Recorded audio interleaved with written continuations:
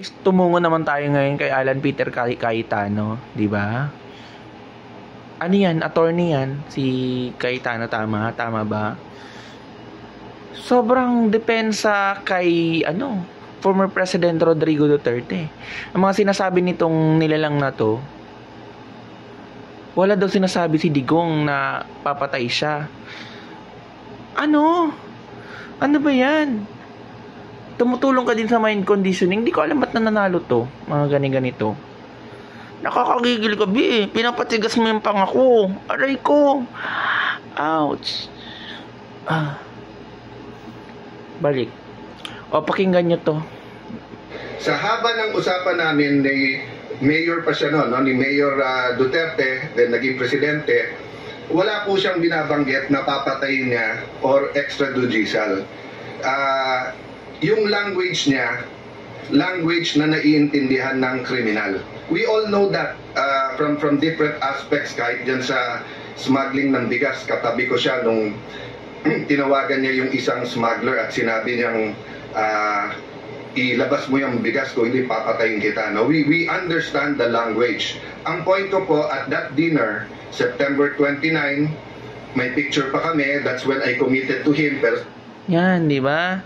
You're so committed to Duterte kasi alam mong lumalaban pa rin yung pangalan ng Duterte, di ba? Alam mo siguro na gusto mong ipakita, ayaw mo talagang mabash, di. Kaso lang ang problema, mas dumarami na ang naniniwala sa katarungan. Di ba? Hindi na pwedeng ganyan-ganyan, bi. Napaka ka lotus. Water lily ka, girl. Naging girl ka na, tingnan mo. 'Di ba? Nakaka-bad trip ka kasi. Napaka mo, no? Dapat talaga tama si Leila de Lima. Kasuhan din dapat to. Dapat nga may warrant of arrest din to eh. You were conspired with the crime. I believe so. Pero sobrang denial ka. Harap-harapan na nga nagsasabi, ICC nga, papatayin nga daw ni Duterte isa-isa eh. 'Di ba?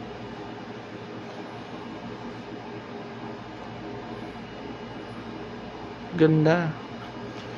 Pero hindi nakakaganda ng mood ang mga ganito. Ano pang gusto mong sabihin? Todo mo na. Sabi nga niya, hindi siya tatakbo at sabi ko sa kanya, kaya tatakbo ka o hindi, I will support you. Nagdrawing siya nung kung bakit nagiging corrupt ang ibang pulis at militar. And he explained his systemic approach to the drug problem na relate niya sa criminal enterprise at kung bakit ang tingin niya malapit na tayo maging narco state. You can agree or disagree with that. But because sa Taguig, may dalawa kaming barangay na naging transshipment point and they were very powerful people involved. So much so na pag nanghuli ang pulis, siya pa nakakasuhan. So long story short, doon nag-umpisa ang aming storya. Diyan pa lang sobrang matitechnical ka na, 'di ba? Alam mo pala. So ibig sabihin may knowledge ka din.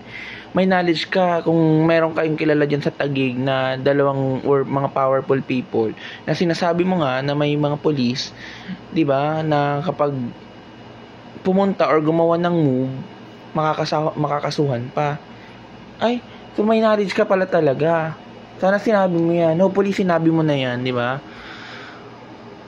Dapat kinakwadcom to si may alam pala to si Cayetano pala sa mga bagay-bagay, no? Kung ganyan yung understanding nyo din, di ba sinabi-sabi, ulitin natin para lang matauhan ang lahat. Agree or disagree with that?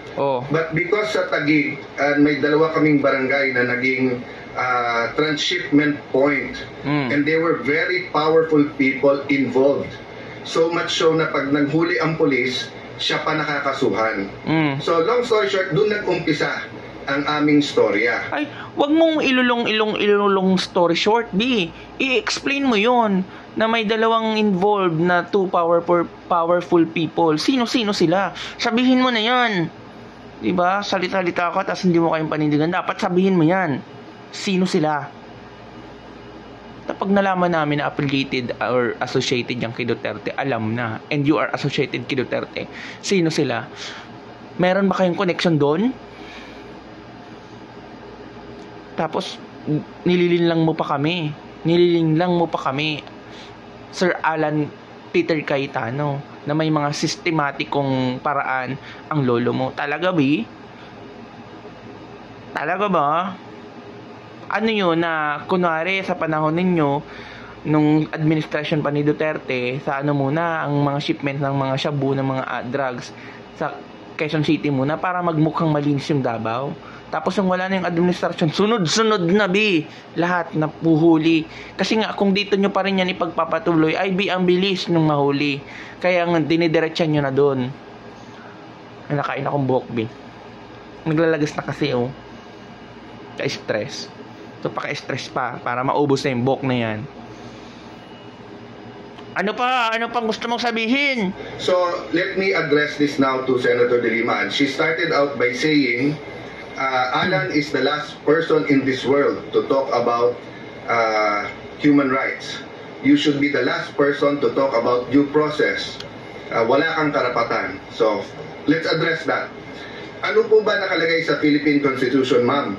Kayo po, ma'am, ang naging Secretary of Justice.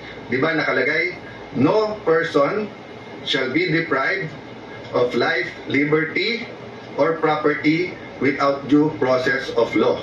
Kaya nga, bakit naman pinagpapatay yung mga alam mo pala, tas dinidepensahan mo pa. Dapat talaga makulong din to Alan Peter Cayetano. Tama na si De Lima, Huwag mo nang ano-anuhin kasi nakulong na nga sa mga maling paratang nyo, pinagkaisan nyo.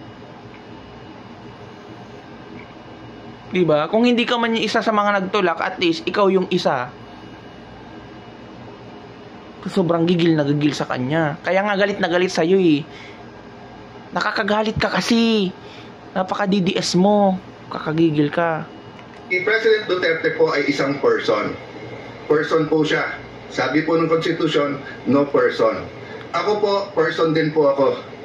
So, paano mo sasabihin you're the last person who should be talking about it? Wala pong last person sa Pilipinas ang pwedeng pag-usapan ng human rights. It could be metaphorically spoken. Diba? Di mo na naman nagigets. Ang babaw na naman ang pag-understand mo. Masyado mong nililiteralize ang mga bagay-bagay na sinasabi ni Leila De Lima. Sa ganyan, alam mo, natatalino na ako before dito kay Alan Peter Cayetano. Simula nang nag-exist kasi tagal na nitong nagsisenador, di ba? Nag-exist yung Duterte. So alam na, may something to. So I look forward to know all na may mga kasamaan na ginagawa at maparusahan talaga. Kung hindi kaya dito sa Pilipinas, ICC ulit. Di tayo matutulog doon. May gusto ka pang sabihin? Kasi para sa lahat yan. Hindi lang para sa advocates at pseudo-advocates and sa politiko yan. Ang human rights ay para sa lahat, no? So, okay. Kasi ang ibig sabihin ni De Lima doon, ikaw lang yung huling pinaka may alam doon sa mga killings. Kaya kung if there's a person who will confess, ikaw yun. Kasi nga, sobrang committed ka kay lolo mo. Bayan. Huwag kang mag-ano-ano. Let's go now to the issue na ayaw nyong sagutin at diretsyo. Paulit-ulit kayo sa Rome Statute, sa rules ng ICC, sa batas ng mga pinasa natin. Ang sabi ko nga sa inyo, i-assume na natin na valid at may jurisdiction sila. I-assume nyo na rin na valid din yung warrant. Hindi ka pwedeng dumating sa bansa, i-present mo na lang yung warrant na yan, tapos isasakay mo na sa aeroplano at ililipad mo na. At kung yan ang ina-advocate nyo, napakadelikado niyan. Kaya pala sinasabi mo, isama na ako. In the next few days po, hindi lang si Senator Bato yan ang gusto ni Senator De Lima at ng iba nilang mga kaalib, gusto nila pong ubusin ang mga kalaban nila sa politik. Okay, to cut the story short, B, we have voluntarily surrendered Rodrigo Duterte. At yung mga instruction process, well, di ba? Ang ganda-ganda nga ng pag surrender kay Duterte, di ba? Yung pag-arrest sa kanya, very formal. Kaya wag ka na, nakakagigil ka na, ayoko na, nakakagigil ka na, nakakabad trip ka na.